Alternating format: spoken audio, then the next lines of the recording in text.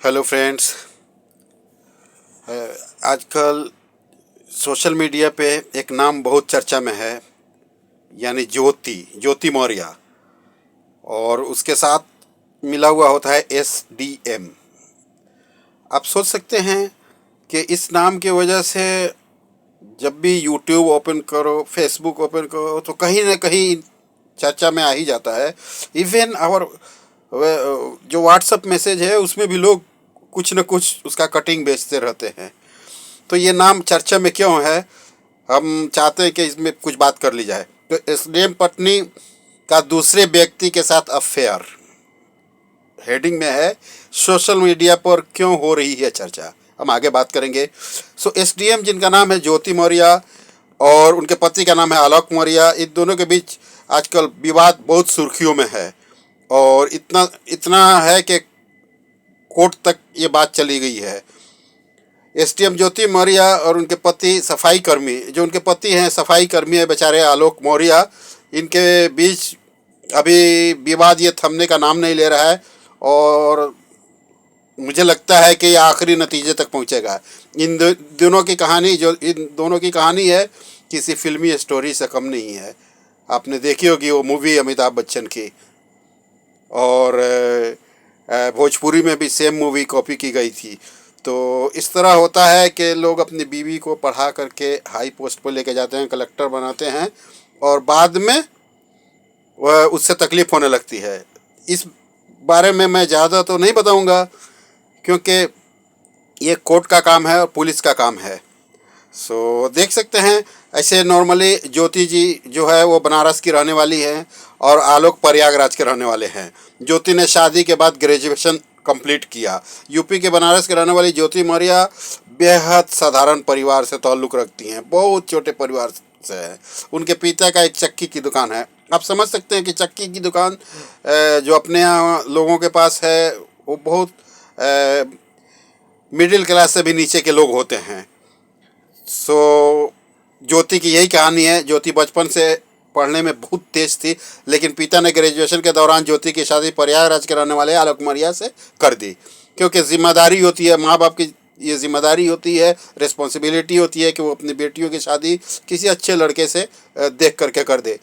उस वक्त आलोक मौर्य सर्विस में थे, तो उससे तो अच्छे थे, इसलिए उन्होंने शादी कर दी।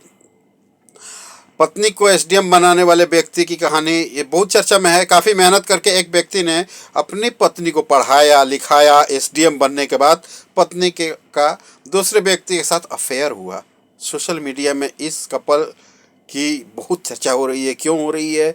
क्योंकि एक आदमी ने खून पसीने का पैसा कमाया, और ये कोई ज़रूरी नहीं कि वो बहुत भरपेट खाया होगा। अपना पेट काट करके अपनी बीवी को इस हिसाब से बनाया ताकि वो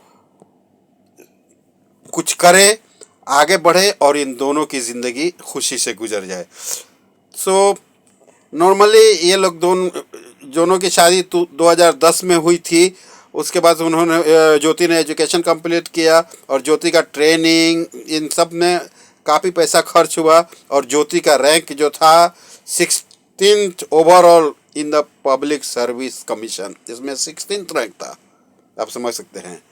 और 2015 में उनके परिवार में बहुत खुशी हुई, क्योंकि उनके घर में एक ट्विंस डॉटर हुई, यानी 2 बेटियां पैदा हुई। इससे बहुत खुशी हुई उनके घर में। और ये खुशी कब तक चली? 2020 तक। 2020 के बाद प्रॉब्लम की शुरुआत हो गई। तो दोस्तों, मैंने सोशल मीडिया के हवाले से जो न्यूज़ देखा है उसमें बहुत सारी कहानियां हैं। उसमें है कि 135 आदमियों ने UPSC की तैयारी कर रही अपनी वाइफ को बुला लिया है। बोलता है कि नहीं, अब तुम लोग मत पढ़ो, मैंने देख लिया कि ये कहानी क्या हो रही है।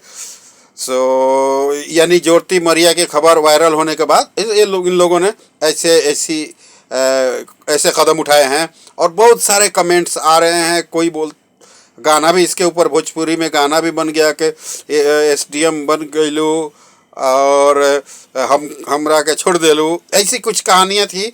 मैंने गाना भी सुना था जो न्यूज़ में है। सो दावा किया जा रहा है कि कोचिंग की प्रतियोगी परीक्षाओं की तैयारी करने वाली पत्नियों को उनके पति घर वापस बुला रहे हैं। अब इनके पीछे सच क्या है, वी विल फॉर दैट, हम लोग इसके सर्च करेंगे, देखेंगे, जैसे मैसेज आएगा मैं आपके साथ शेयर करूँगा। अभी लोग सोशल मीडिया पे एक ट्रेंड चला हुआ है, बेटी पढ़ाओ बीवी नहीं, इस तरह। नॉर्मली यूपी के बरेली में ये एसडीएम ज्योति जी उनका पोस्टिंग था, और उसके बाद ही कहानी शुरू हुई है, बेवफाई की कहानी। सो इस बेवफाई की वजह से बहुत सारे लोग बहुत सारा कमेंट्स कर रहे हैं। लोग बोल रहे हैं शादी, पढ़ाई और फिर बेवफाई, ज्योति मौर्य की बेवफाई, एसडीएम की बेवफाई, बेटी पढ़ाओ और बीवी को बचाओ, ये सारी बहुत सारी चीज़ें लोग लिख रहे हैं।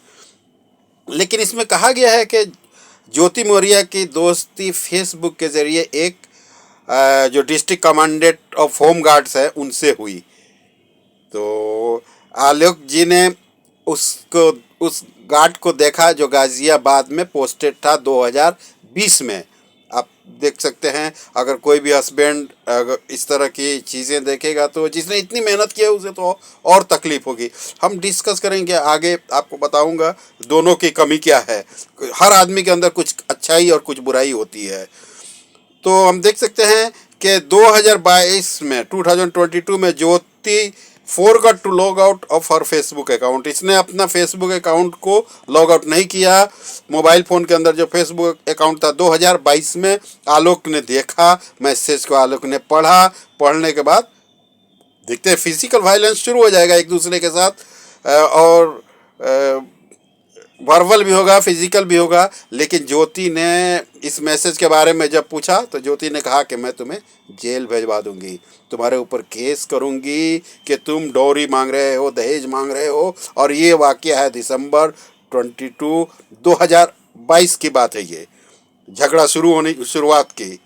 सो बेचारा आलोक क्या करेगा, वो एक होटल में आके रहने लगा और उसने क्लेम किया कि उसकी लाइफ अब बर्बाद होने वाली है।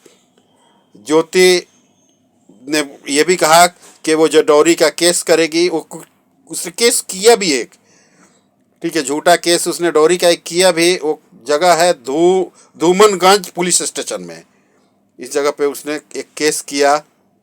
सो हम लोग ये चाहते हैं कि ज्योति मौर्य जी को हिदायत हो, ऊपर वाला उनके दिल में रहम दे और ये दोनों मिलजुल के रहे। झगड़ा से कुछ नहीं होता है, सब ये बातें तकलीफ़ देती हैं, खुशी किसी को नहीं मिलती। और ऊपर से उनके पास 2 बेटियां हैं। मुझे मालूम है कि जिनके पास बेटियां होती हैं उनको क्या तकलीफ़ होती है। सो अक्टूबर 2021 को इसमें 60,04,000 का करप्शन केस भी हुआ ज्योति पर, और उनकी नौकरी ख़तरे में, इज्जत खतरे में। हस्बैंड के तरफ से जो भी है ब्लेम है या सच है वो कोर्ट बताएगा। तो ये सब चीज़ें होने के बाद एक आदमी क्या करेगा, आप सोच सकते हैं। अगर ये सच है, क्योंकि मैं इस पर सच और झूठ का फैसला करने वाला मैं कोई नहीं हूँ, कोर्ट है। लेकिन अगर ये सच है कि ज्योति ने बेवफाई की, यानी ज्योति जब एसडीएम बनने के बाद उन्होंने एक लव किया, एक आदमी से लव करने के बाद उसके साथ रिलेशन में रही, रिलेशन में रहने के बाद हस्बैंड ने देखा, तो ये बहुत बुरी बात है।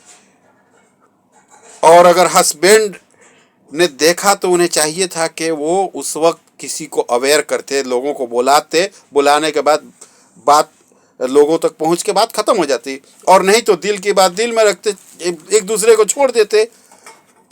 बहुत सारे लोग दुनिया में हैं जिन्होंने नेकी किया है और दरिया में फेंक दिया है।